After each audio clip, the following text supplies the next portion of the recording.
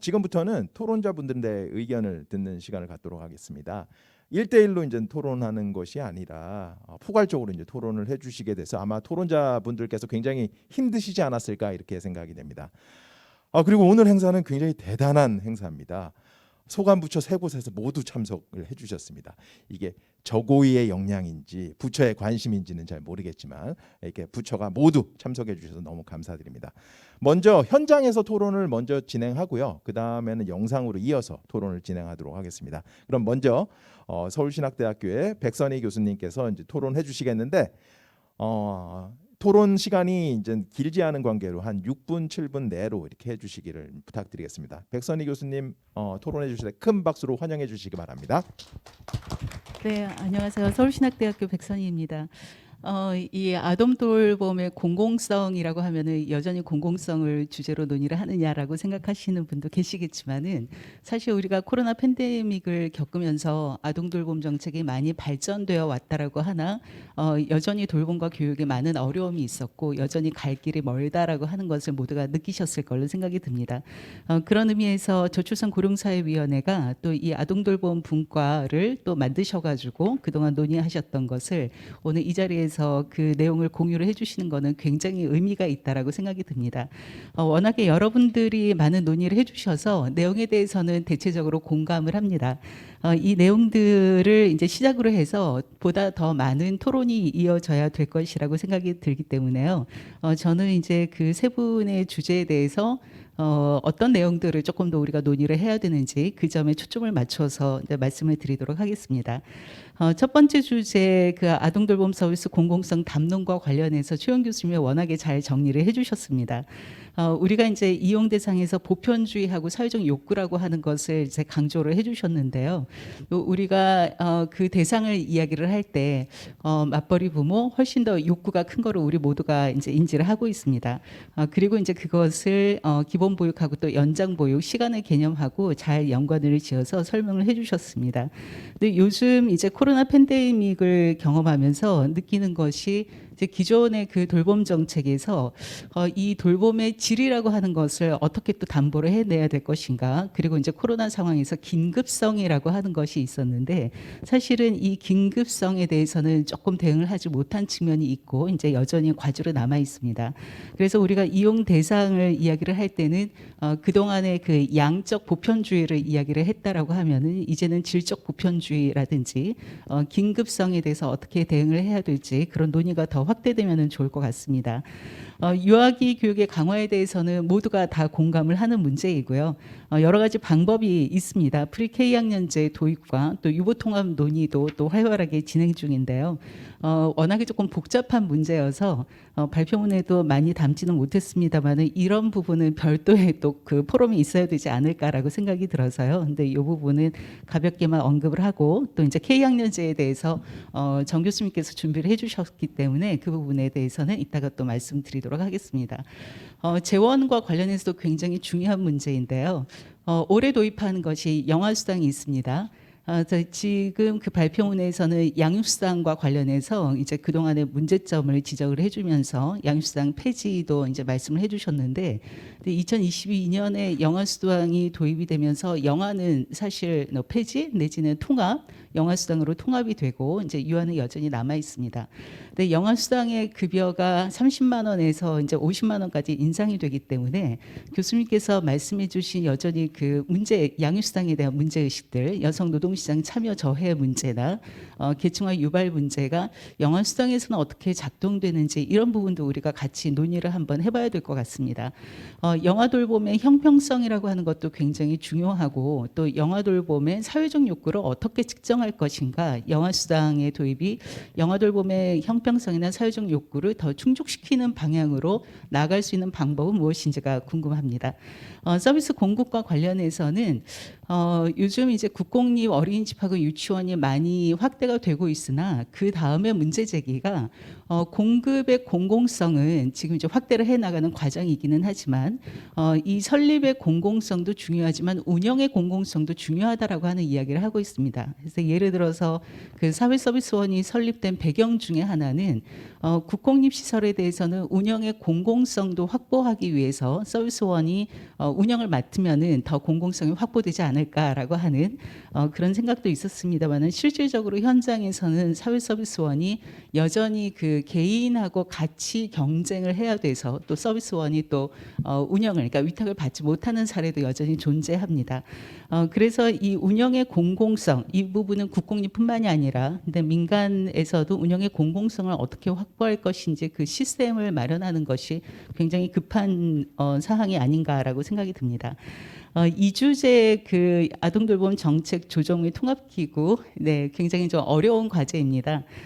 여러 가지 그 단계적으로 제시를 해주셨는데요. 그 이제 최종적인 일안하고 이안을 보면은 일안은 독일 안이 되는 것 같아요. 이를테면은 보건복지부 내지는 좀 유사한 신생부서인데 독일이 가족노인 여성 청소년부로 되어 있고 또 이제 다른 나라도 뭐 가족지역사회부, 아동지역사회부 이런 타이틀을 갖고 있는 곳에서 통합적으로 운영하는 곳이 있습니다. 이제 그 안으로 부처를 통합하는 것이 좋은지 아니면은 두 번째 안은 프랑스, 스웨덴이나 영국 사례라고 말씀을 해주셨는데 교육부 통합 아닌 것 같습니다. 이 1, 2안만 제시를 해주셨지만은 3안도 존재를 하죠. 이를테면 프랑스는 이제 연령별 이원화로 영이세는 복지부 쪽에서 그리고 3호세는 교육부가 하고 또 일본은 우리나라하고 비슷한 시스템을 갖고 있습니다. 그래서 정부 부처 논의를 할 때는 말씀해주신 1, 2안뿐만이 아니라 다른 부분도 같이 논의를 하는 것이 좀 그 비교해서 우리가 좋은 정책 방안을 선택할 수 있는 길이라고 생각이 들고요. 1안과 2안의 장점이 굉장히 많이 있습니다만은 현실적으로 우리나라가 이제 지방자치도 하고 있지만은 교육자치도 하고 있기 때문에 교육자치, 지방자치를 이렇게 병행하는 국가에서는 이 부분이 현실적으로 통합 가능한가? 그것이 중앙부처 차원에서든 아니면은 지방행정 차원에서든 통합 가능한가가 굉장히 어려운 숙제인 것 같습니다. 혹시 이제 그 우리가 양쪽의 그 지방자치를 하고 있는 상황에서 이 부분의 현실 가능성 어떻게 교육자치와 지방자치가 있는 상황에서 통합이 가능할지 혹시 그 부가적인 아이디어가 있으면 이제 말씀을 해주시기 바랍니다. K학년제 도입의 그 쟁점, 배경에 대해서 너무도 잘 정리를 해주셨습니다. 그래서 이렇게 그 여러 가지 그 모델을 전체적인 프레임을 보여주셨는데 사람들이 보기에는 이제 앞부분에 있는 게 K학년제로 생각을 할 것 같아요. 그리고 이제 두 번째 이를테면은 유아교육 중심이고 3호세하고 뭐 누리 연장이고 하는 거는 K학년제가 아니라고도 생각을 할 수도 있을 것 같습니다. 또 중요한 거는 여기에서는 만 5세이든 만 3, 4, 5세이든 의무교육을 한번 해보자라고 하는 것이 이제 포커스인 것 같고요. 실제로 이제 유엔의 SDG에서도 최소한 취약전 1년에 대해서는 의무교육을 해야 된다라고 하는 것을 강조를 하고 있기 때문에요. 우리가 최소한 그 취약전 1년의 의무교육에 초점을 두고 그것의 형식이 K학년이든 아니면은 다른 형태이든 말씀하신 대로 모든 아동들의 공정한 출발점을 보장하는 제도에 대해서 조금 더 심도 있는 논의가 이어졌으면 하는 바람입니다. 예, 이상으로 마치겠습니다. 감사합니다. 네, 백선혜 교수님 감사합니다. 여러분들의 역량을 믿고 따로 요약은 하지 않겠습니다. 그러니까 발제자분들께도 마지막에 이제 발언 기회를 드릴 테니까 준비를 좀 부탁을 드리겠습니다. 다음으로 한국교육개발원 김혜자 연구위원님께 토론 부탁드리겠습니다. 큰 박수로 맞아주시기 바랍니다. 오늘 그 제기해주신 세 가지 이슈는 아마도 그간 정부가 꾸준히 추진해 왔던 그 교육 돌봄 공공성 강화의 일환이라고 생각됩니다. 더욱이 지난 저희가 코로나19와 같이 그 급격한 어떤 사회 변화에 대응하는 과정에서 그 아동 돌봄의 국가 역할이나 또 그 사회화에 대한 이런 구체적인 논의를 진행하는 것은 매우 의미 있는 과정이라고 생각합니다. 제가 이해한 바로는 이제 발제 1에서는 아마도 이용자나 공급자 측면에서 그 이 아동 돌봄 서비스의 공공성 확보를 다소 포괄적으로 논의하는 방식을 도입을 했고 또 발제 2에서는 그것을 확보하기 위한 어떤 주요 기제로서 그 아동 돌봄 정책의 조정이나 통합기구에 관한 설치 방안을 검토한 것으로 보입니다. 그리고 마지막으로 발제하셨던 K학년제 같은 경우에는 보다 직접적인 교육 현장의 변화를 모색해보는 주제라고 생각됩니다. 우선 첫 번째 발제와 관련해서는 그 연장 보육을 돌봄 욕구 중심으로 재편할 수 있는지에 대한 가능성을 검토하고 있습니다. 저는 기본적으로 이 아동의 성장이나 발달을 위해서 지속적으로 충족되어야 하는 그 기본 욕구를 기본 욕구를 토대로 이해해 보면 이 돌봄이라고 하는 것은 아마도 아주 기본적인 권리와 밀접한 관련이 있다고 생각합니다. 따라서 교육과 돌봄이 구분될 수 없다라는 관점에 동의하는데요. 이러한 측면에서 재원과 관련된 쟁점으로 연계해 보면 이 양육수당의 부정적 효과 제거를 위해서 이제 양육수당의 폐지의 필요성 또는 그 연장보육 서비스 이용자 부담을 통한 형평성 확보를 제안하고 있습니다. 이러한 제안은 아마도 다소 제 입장에서는 과감한 수준의 변화를 시도하는 것으로 보여집니다. 따라서 이 변화에 대해서 저희가 설득되기 위해서는 여성 노동시장의 참여가 어떻게 저해되고 있는지 그리고 계층화 유발 등에 있어서는 어떠한 측면들이 부적 영향력으로 제기되고 있는지에 대한 구체성이 좀 더 고민될 필요가 있다라는 의견을 드리겠습니다. 그리고 두 번째로는 그 동일 연령대 아동 대상의 유사사업 통합적 운영을 제안해 주셨습니다. 이는 아마도 그 프리-K 학년제 도입이나 뭐 유보 통합 등에 앞서서 매우 현실적으로 어린이집이나 유치원의 평가 체제를 통합하는 방안이 될 수 있을 것 같습니다. 결국 이러한 현행의 그 평가 기제를 통해서 그 아동 돌봄 서비스 운영 기관들의 공공성 책무를 담보할 수 있는 하나의 전략으로 고민하신 것이 아닌가 하는 생각이 듭니다. 다만 이러한 공통의 지향점들을 현장에서 절충해 가고 운영해 가는 변화를 도모하기 위해서는 보다 구체적인 로드맵이 제안될 수 있으면 좋을 것 같습니다. 그리고 세 번째로는 그 공공공급자 확대와 관련된 쟁점인데요. 이때 기초자치단체의 역할에 대해서 고민을 하신 것으로 보이고 이는 매우 적절하다고 생각됩니다. 다만 저희가 아동의 그 특성을 고려할 때 이 아동의 접근성이 중요하고 또한 아동의 생활권이 얼마나 고려될 수 있는 운영 정책 방향인지가 중요하기 때문에 최근 논의되고 있는 이 지역사회와 또 지역사회 구성원들의 이 참여 기제가 동시에 고려되고 있는지에 대한 질문을 드리고 싶습니다. 두 번째 주제와 관련해서는 그 교육과 돌봄 통합 운영이 있어서 교육과 돌봄이 분리될 수 없다라는 그 아동 중심적 관점을 뚜렷하게 지향하고 있습니다. 이 논의는 아마도 가장 실현 가능성에 초점을 둔 접근 방식이 이제 시급해 보이는데요. 1안과 2안을 통해서 단계적인 접근을 고민하고 계시지만 2안 중심으로 고민을 해보면 다소 높은 단계의 조정 통합 구상이라고 보여집니다. 결국은 이 교육과 현재의 그 교육과 보육 체제의 어떤 대전환을 의미하기도 하기 때문에 아마도 아동 돌봄에 지금 현재 운영되고 있는 혹은 분산되어 있는 그 다양한 정책들을 중심으로 해서 이 통합을 가져갔을 때 어떤 그림을 보여줄 수 있는지에 대한 구체적인 시나리오 작업이 보완될 수 있으면 이 논의에 대한 근거의 구체성을 높일 수 있고 또 그 과정이 결국은 교육과 돌봄 통합에 대한 사회적 합의의 일환이 될 수 있을 것이라고 생각합니다. 그리고 세 번째 K학년제 도입과 관련해서는 매우 방대한 이슈를 포괄하고 있기 때문에 어느 하나의 지점을 뚜렷하게 논의하기가 매우 어려웠습니다. 그만큼 중요한 이슈이기도 한데요. 결국에는 이 K학년제 도입에서 핵심 변수가 무엇일까라는 이제 고민을 하게 됐고요. 결국은 연령이나 운영의 방식이나 형태 등이 되게 분절적으로 고민될 수 없기도 하고 또 하나의 변화에 따라서 매우 동시적인 변화가 수반될 수밖에 없을 것입니다.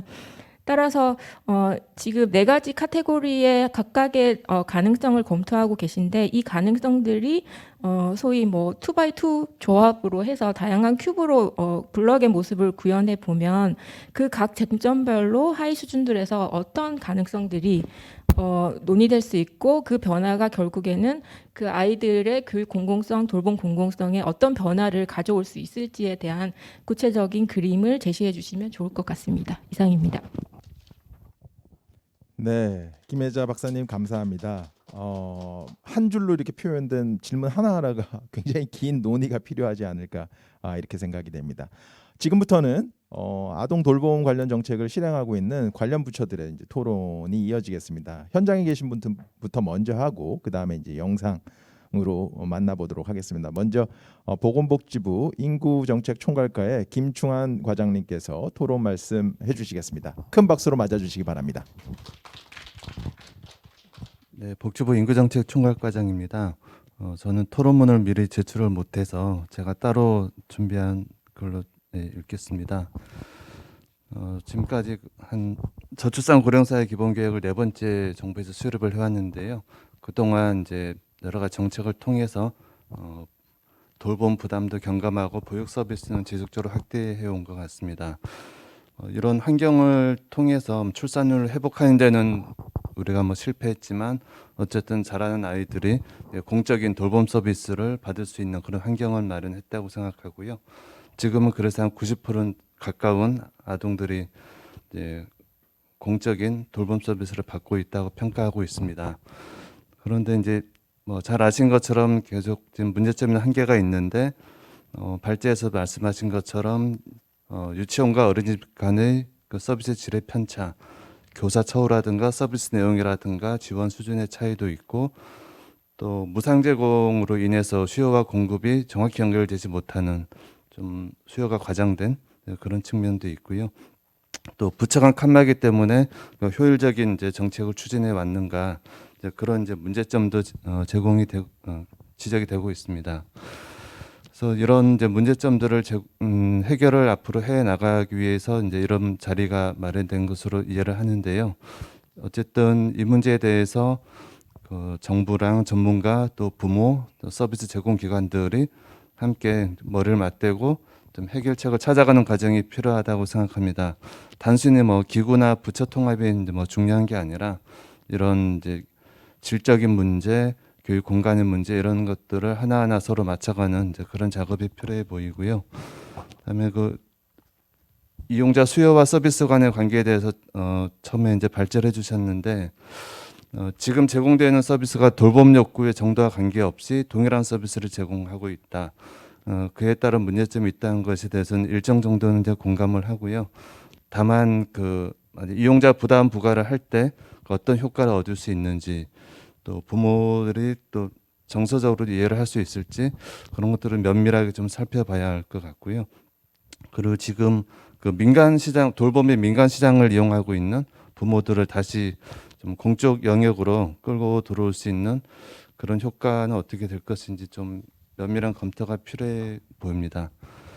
그리고 지금 공공 서비스가 좀 많이 확대가 되었는데 그 돌봄 시간의 문제에서도 이제 문제들이 많이 지적되고 있는 게 보육 시설마다 돌봄 시간이 다 다른데 어느 정도 이게 표준화될 필요 있는 것 같고요. 그리고 이제 출근 시간이라든가 주말이라든가 야간 방학 이런 이제 틈새 돌봄이 또 앞으로 계속 보강될 필요가 있다고 생각합니다. 그 새로운 정부 공약에서도 초등 돌봄 교실을 밤 8시까지 확대한 것으로 되어 있는데요. 앞으로 학교라든가 마을에서 이런 이제 돌봄 시간도 많이 이제 늘어나고 다양화될 것으로 이제 기대를 하고 있습니다. 또 거버넌스에 대해서 좀 지적을 해주셨는데요. 중앙부처야 이제 어떤 식의 정리가 되든 해외 사례 참고해서 또 우리나라 실정에 맞게 하면 되는데 중요한 것은 그 지방인 것 같습니다. 그 지자체, 그러니까 중앙부처 이런 이제 조정들이 지자체에서 그를 이제 온전히 이제 수행할 수 있도록 그런 통합적인 여건을 이제 만들어 주는 게 중요하고 중앙은 그것을 잘 가이드 해줘야 될 것 같고요. 특히 좀 학교 돌봄터라는 모델을 좀 해봤는데 그게 이제 교육자치와 지방자치가 좀 적절히 결합을 해서 이제 돌봄을 했으면 했던 건데 사실 현장에서 그런 것들이 좀 원활하지 않았거든요. 그래서 이제 그런 것들을 좀 그런 이제 경험들을 감안해서 앞으로 좀 이런 걸 추진했으면 좋겠고 특정 부처의 통합 그런 건 나중에 검토하면 되겠지만 일단은 이런 돌봄 기본법 이 자체가 정말 중요한 것 같습니다. 우리들의 근거를 가지고 일을 해야 되는데 지금까지 그런 게 좀 부족했다는 생각이 들고요. K 학년제에 대해서 좀 마지막으로 좀 말씀드리면 이게 아마 스웨덴에서 그 프리스쿨 클래스로 해서 이제 의무 교육은 아니지만 사실상 이렇게 하다가 그냥 거의 모든 아동이 이용하는 그런 형태로 진행이 돼 왔던 건데 앞으로 좀 유보 통합 논의도 한다고 하니까 연계해서 좀 논의가 될 것으로 이제 생각은 하고요. 필요하면 이제 시범 사업 형태로 좀 해보고 자연스럽게 확대해 나가는 네, 그런 것도 방법인 것 같습니다. 근데 좀 감안해야 될 게 그저께 중앙일보인가 그래서 이제 칼럼을 하나 봤는데요. 큰일 났다 초1이다 그런 칼럼을 봤는데 사실 부모의 돌봄은 초등학교부터 그 악몽이 시작되는데 아이들이 이제 12시 한시면 집에 오니까요. 근데 이게 K학년제가 되면서 그런 악몽을 좀 1년 더 당기는 그런 상황은 생기지 않도록 설계를 할 때 잘 좀 추진해 나가야 될 것 같은 생각이 듭니다. 이상 마치겠습니다. 네, 김충환 과장님 감사합니다. 뭐 여러 가지 이제 얘기를 해주셨는데 저희가 이제 하다 보면 아이들을 돌봄의 대상으로만 생각하는 경우들이 있습니다. 돌봄의 대상이기도 하지만 어떻게 보면 돌봄의 주체이기도 하기 때문에 시간이 많이 무작정 늘어나는 것보다는 아이들이 행복한 돌봄을 받을 수 있게 하는 것들이 굉장히 중요하지 않을까 이런 또 생각을 해보게 됩니다. 네, 그러면 이제 영상으로 이어서 진행하도록 하겠습니다. 교육부 온종일 돌봄 체계 현장 지원단 마소정 부단장님께서 토론을 해주시겠습니다. 큰 박수로 맞아주시기 바랍니다.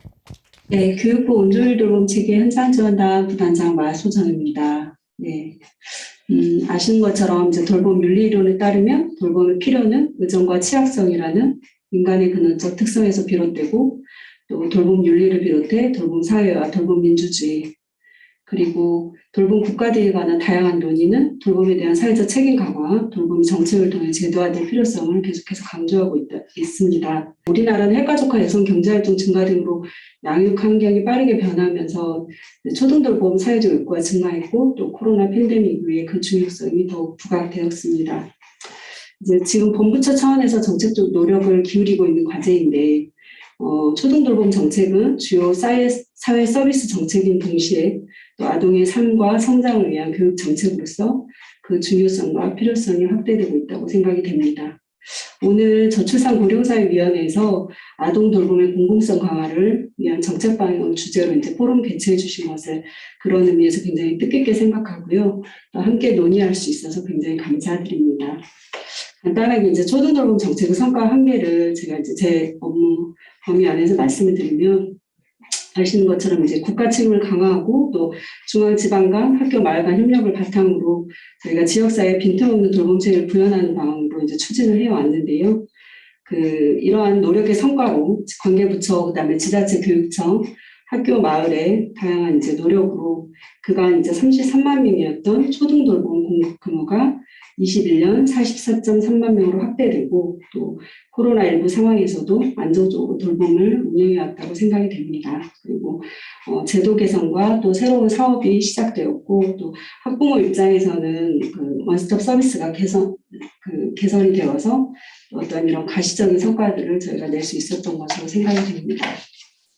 그렇지만 오늘 이제 발제해 주신 교수님들 그리고 여러 토론자께서 지적을 해주셨지만 저희 업무를 담당하는 곳에서도 생각한데 어떤 보편적 돌봄 수요를 충족할 정도의 돌봄 시설이 확대가 되었는지 그리고 서비스가 그만큼 내실화되었는지 그리고 많은 노력을 기울였지만 지역사회 중심의 돌봄 체계의 구축 등이 이루어졌는지 이런 부분들은 아직 논의할 부분도 많고 해야 할 일도 많다고 생각이 됩니다.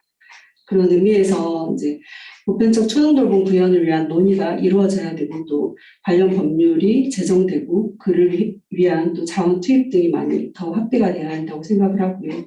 또 돌봄 수요와 공급이 과학적으로 매칭될 수 있는 어떤 방안들, 그다음에 돌봄 인력의 처우라든지 공간 프로그램 등에 대한 어떤 공통 기준이 마련돼야 하는 부분, 지역 중심의 거버넌스 구축을 위한 지방의 권한 책무가 명확화되고 또 재정 배분 등이 되어야 하는 부분들이 사회적 논의를 거쳐서 결정되고 또 합리적인 방안들이 마련되고 실행되어야 한다고 생각이 됩니다. 오늘 발표해 주신 발제 내용들을 잘 들었고요. 오늘 말씀들은 보다 더 근본적이고 또 그런 물음들을 저에게 또 제기해 주시고 또 그런 것들을 고민할 수 있는 계기였다고 생각이 듭니다. 최영 교수님께서 말씀해 주신 이제 지방정부 책임성 강화를 위한 재정분권 문제, 그다음에 형평성 확보 차원에서 이용료 부담을 어떻게 할 것인지, 그리고 공공의 공급자를 확대하는 문제 등이 굉장히 중요하고 계속적으로 논의가 되어야 한다고 생각하고요. 또 우리 진미정 교수님께서 이제 말씀 주셨지만 근본적으로 이제 전문 인력 양성 체계, 그다음에 처우에 관한 부분도 저는 결국 같은 부분이라고 생각하는데요. 그다음에 통합 재정과 예산 구조를 확립하는 문제들, 그다음에 중앙과 지방 정부의 역할을 구조화하고 하는 문제들, 그런 부분들이 이제 더 선행 과제로서 더 깊이 논의가 돼야 된다고 생각하고요. 정영명 교수님께서 주신 말씀, 이제 K학년제 목적과 철학을 분명히 해야 한다는 그 말씀이 참 의미가 깊다고 생각이 되고, 또 이런 근본적인 물음을 하시면서도 어떤 현실적인 제약 상황들이 있기 때문에 그런 것들을 균형 있게 조금 고려해야 한다라는 저는 그렇게 이제 받아들여졌습니다. 그래서 보다 더 근본적인 고민과 그런 논의들이 더 많이 되어야 한다고 생각합니다. 그래서 저희도 많은 부분 이제 배움의 기회가 됐고요. 이제 마지막으로 이제 조금 말씀드리고 싶은 건, 오늘 사실 박진경 사무처장님께서도 말씀 주시고 많은 분들께서 말씀 주셨지만, 초등교육 정책의 궁극적으로는 사실은 아동 중심의 관점에서 아동이 지적으로, 신체적으로, 사회적으로 잘 성장하고 발달할 수 있도록 지원하는 방향으로 이제 설계가 되어야 한다고 생각하고요. 그런 의미에서 기존의 돌봄과 교육의 이분법적 패러다임에서 우리 사회가 한 단계 넘어서서 더 큰 방향으로 가야 된다고 생각을 합니다. 그리고 두 번째는 저희가 코로나19 이제 대응을 하는 과정에서 관계부처 함께 모두 다 이제 참 노력하면서 대응을 했는데, 그런 그 과정을 겪으면서 제가 근본적으로 했던 질문 하나는 가정의 돌봄 책임, 그다음에 부모의 어떤 일차적인 돌봄 주체, 돌봄의 책임에 대해서 이제 다시 좀 생각을 해보게 되었었는데, 우리 사회가 이제 돌봄 영역과 경제 영역이 이제 상호 의존 관계에 있다는 것, 그다음에 돌봄과 노동의 균형을 이루고 또 돌봄에 대한 가족과 사회적 책임의 균형을 이루는 게 굉장히 중요하다고 생각하고요. 돌봄이 필요하지 않은 사람은 없기 때문에 함께 돌보고 함께 돌봄받는 우리 사회가 더 큰 그런 사회가, 좋은 사회가 되기를 바랍니다. 이상으로 제 얘기를 마치겠습니다. 네, 마소정 부단장님 감사합니다. 뭐 아동 중심의 돌봄이랄지, 어떻게 보면 그 교육과 돌봄의 이분법적 패러다임을 벗어나야 된다든지, 하여튼간 뭐 이렇게 아름다운 거는 어렵더라고요. 아주 아름답지만 실제는 실현하기가 굉장히 어렵지 않나 이렇게 생각이 되고, 이 교육 뭐 돌봄을 확대하는 것도 중요하지만, 뭐 저출산 고령사회위원회도 계속 얘기를 했지만, 초등학교 세시학교 뭐 이런 문제들도 같이 또 논의를 해야지 되지 않을까, 이렇게 생각이 됩니다. 저는 좀 끈질긴 편입니다. 될 때까지 얘기하는 편이고, 그래서 그런 것들도 다시 한번 또 논의를 말씀을 드립니다. 마지막으로 여성가족부 가족정책과 유정미 과장님께 토론을 부탁드리겠습니다. 큰 박수로 맞아주시기 바랍니다. 반갑습니다. 여성가족부 가족정책과장입니다. 이 아동 돌봄이 통합돼야 된다라는 것에 대해서는 사실 이견은 없을 것입니다. 여러 부처에서 개별법에 의해서 다양한 기준에 의해서 사업을 추진하다 보니 결국 그 수요자 입장에서는 그 운영 방식에 따라서도 서비스 사각지대가 발생되고 서비스 수준은 천차만별이고 내가 뭘 선택하느냐에 따라서 아이의 미래가 달라질 수 있는 부분이라 이런 부분들을 통합하는 부분은 저는 수요자 관점에서 매우 중요하다고 생각합니다. 그리고 오늘 이 통합의 필요성과 함께 이제 통합의 방식에 대해서도 여러 가지 제안을 주셨는데, 아까 백선희 교수님이 말씀 주신 것과 같은 맥락으로 사실은 이건 이제 한두 가지 방안을 제시해서 할 수 있는 문제는 아닌 것 같고, 다양한 방안을 제시하고 이 다양한 방안 속에 여러 관계자들의 의견을 충분히 수렴해서 어떤 것에 장단점을 취할 것인지에 대한 논의가 좀 우선돼야 되지 않을까. 그래서 오늘 발표된 주제들을 가지고 앞으로 좀 더 발전시켜야 나가야 되지 않을까라는 생각이 들고요. 저희도 이제 코로나를 겪으면서 사실 정부에서 다양한 돌봄의 정책들을 추진해 왔다고 했는데 사각지대가 너무 극명하게 드러났었습니다. 그래서 어떤 좀 경직돼 있는 돌봄 외에도 유연하게 작용될 수 있는 돌봄, 틈새를 메울 수 있는 돌봄, 이런 것들이 좀 필요하지 않을까 싶습니다. 그리고 저희가 이제 공공성을 강화하는 데 있어서 여성들이 이제 과거에 주된 돌봄자로서의 역할을 했었던 부분들이 그럼 이제 많이 해소됐느냐라는 부분도 한 번쯤은 저희가 좀 고민이 필요한 부분인 것 같습니다. 그러니까 아동 중심의 관점과 그 주 돌봄의 대상자, 그 돌봄을 제공하는 여성의 현실은 어떤가를 따로 놓고 볼 것이 아니라 같이 한번 살펴봐야 되지 않을까 싶습니다. 저희가 21년도 양성평등 실태조사 결과에 보면 남녀가 같이 자녀를 돌봐야 된다는 인식들은 굉장히 높아졌습니다. 그럼에도 불구하고 현실은 양육의 책임은 주로 여성들에게 많이 있었고 주로 맞벌이 부부임에도 불구하고 돌봄은 여성들이 60% 이내에서 책임을 지고 있는 현실입니다. 이것이 결국은 여성들의 평생 고용을 저해하는 요건으로 작용을 하고 있기 때문에 그냥 떨어져서 아동의 권리만 별도로 보는 것이 아니라 다양한 여러 가지 것들을 통합적인 관점에서 살펴볼 필요가 있지 않을까 생각이 듭니다. 이상입니다. 네, 유정미 과장님 감사합니다. 이렇게 해서 각 부처별로 다양한 이제 의견을 들어봤습니다. 모두 각자 열심히 하고 계시고요. 그런데 이제는 함께 열심히 이렇게 하는 것들을 저희 이제 더 물론 굉장히 다양한 통합 시도나 논의들이 있었지만 아직까지도 이제 계속되고 있는 게 그런 부분들을 이제 보완할 필요가 있지 않나, 개선할 필요가 있지 않나 이렇게 생각이 됩니다.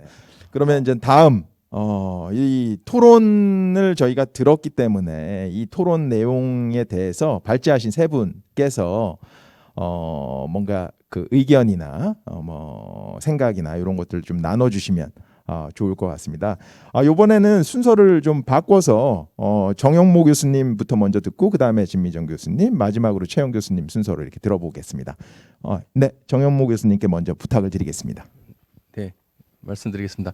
토론자분들께서 정말 꼼꼼하게 봐주시고 좋은 의견들을 많이 주신 것 같습니다.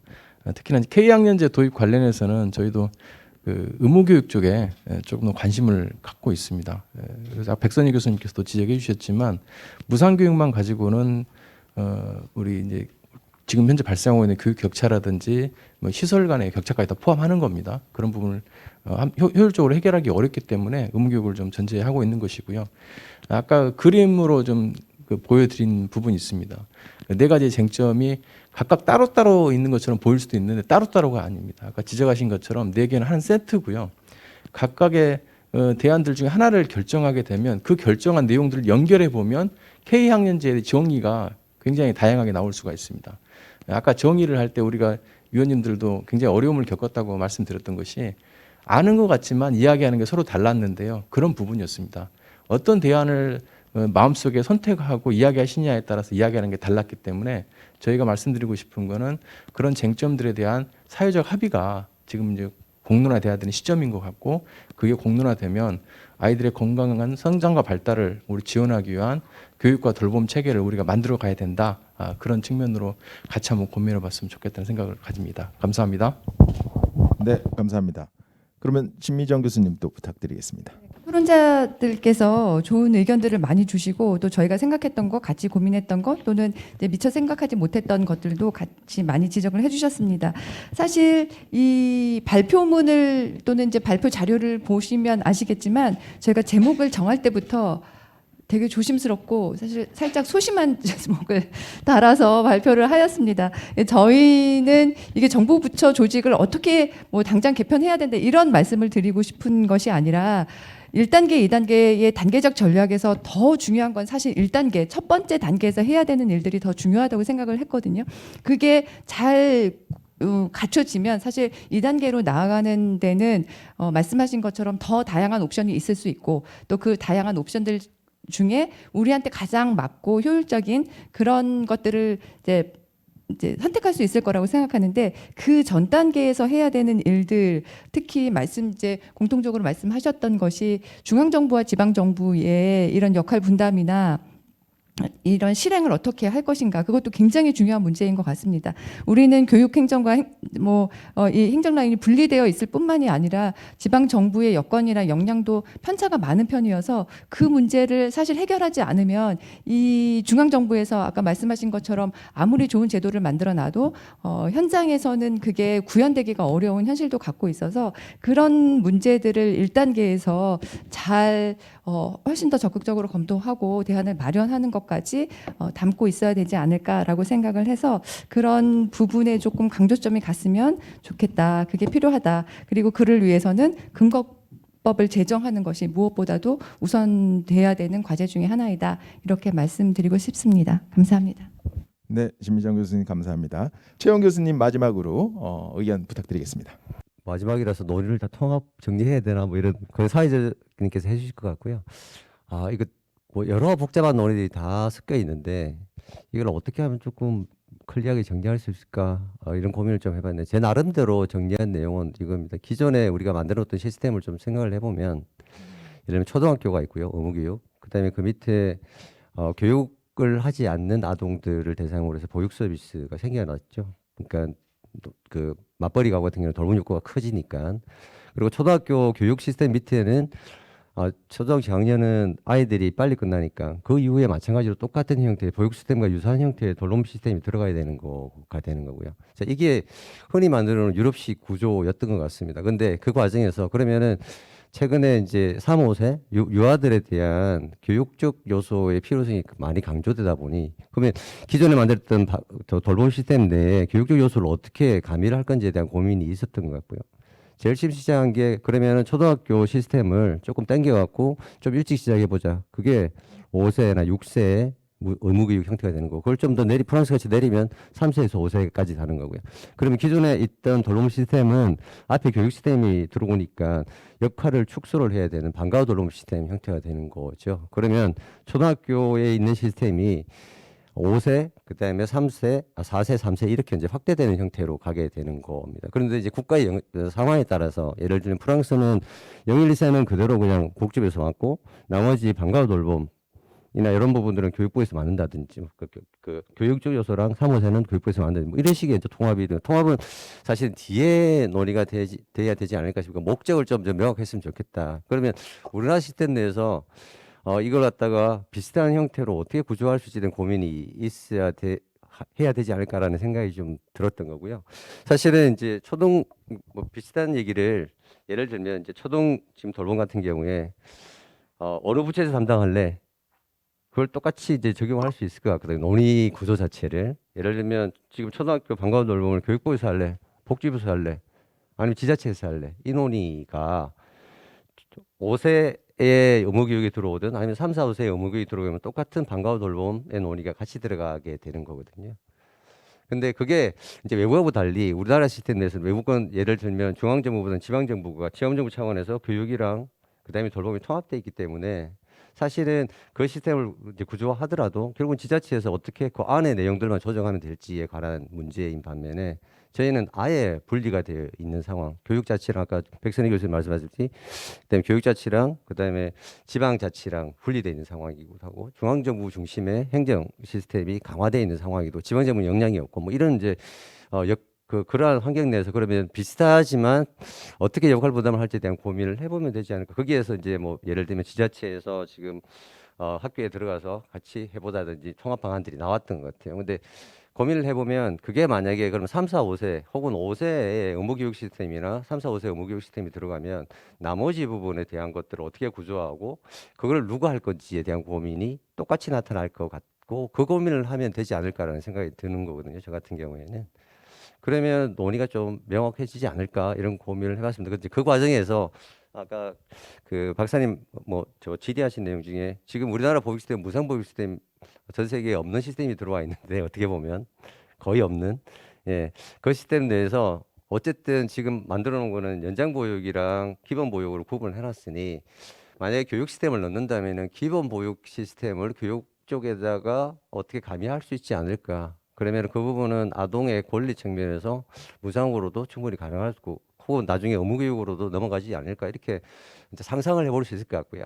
대신에 방과후 돌봄 부분은 그 밑에 이제 연장 보육하고 사실 유사한 형태이기 때문에 지금은 누구나 다 이용할 수 있고 물론 제한이 조금 있긴 하지만 누구나 다 이용할 수 있는데 욕구가 없는 분들보다는 욕구가 있는 분들 중심으로 재편을 한다면 마찬가지로 방금 지금 초등 돌봄 교실의 형태랑 유사한 형태로 가야 되지 않을까 뭐 이런 이제 고민들을 하게 되는 과정에서 논의점들을 적어놓은 것 같습니다.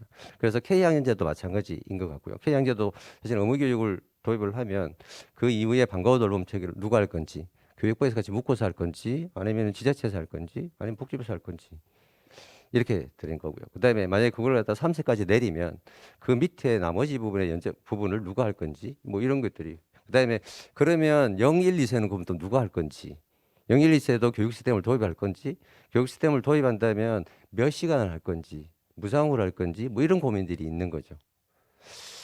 그래서 그게 이제 지금 따로 띄어갖고 막 얘기를 하다 보니까 너무 복잡해지고 막 어디부터 어떻게 서야 될지 모르겠다 이런 생각이 들긴 하지만 뭐 제 나름대로 제 머릿속에서 얘기를 해보면 아마 그러한 논의를 기반으로 두고 좀 고민을 해보면 조금 정리가 되지 않을까 이런 생각을 해봤습니다. 이게 답이 될 수 있지는 않고 제가 좀 무식하게 제 머릿속에서 그냥 상상한 것들을 고민했고 앞에 적어놓은 내용들 아마 그러한 부분에 기반해서 정리를 나름대로 해보려고 했던 것 같아요.